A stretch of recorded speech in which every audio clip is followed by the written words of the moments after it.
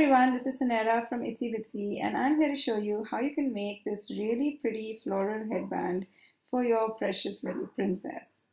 I made one like this for my little girl. She has a lovely pink and blue dress, and I found blooms from Itsy Bitsy that perfectly matched it, and I got to work on the hairband.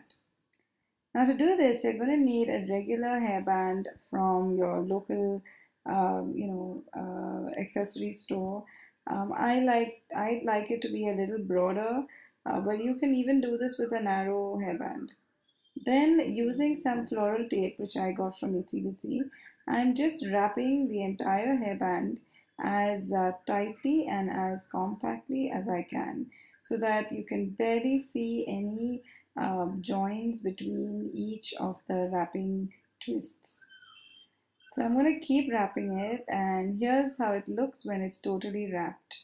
It's completely covered by the floral tape. Then I'm going to take these Itsy Bitsy blooms. They're really, I really love them because they're so pretty. They come in packs of 12 and they're priced at just 79 rupees. So you get a lot of flowers for your buck. Then once I have cut them off from the stem, I mean sometimes I like to keep the stem because the project I'm doing requires a stem, but in this case I don't need the stem at all. So I'm snipping them off right at the head, trying to get as little stem as possible for when I can start gluing it onto the hairband.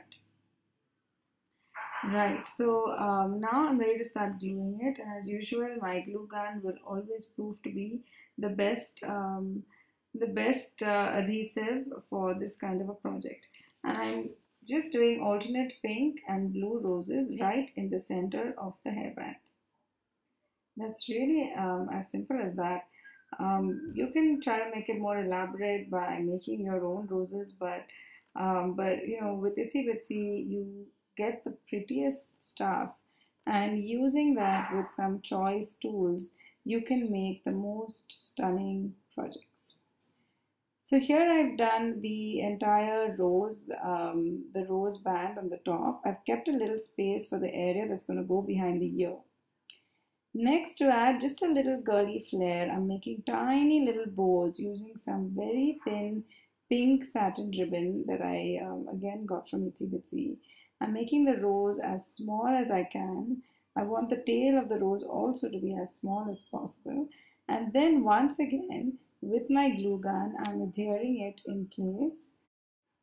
Now I've got to apologize for the camera angle on this video. I did not realize that so much of it was being concealed, but you get the general drift of what I'm doing. I'm just making a bow, gluing it in place, and then snipping off the excess tail.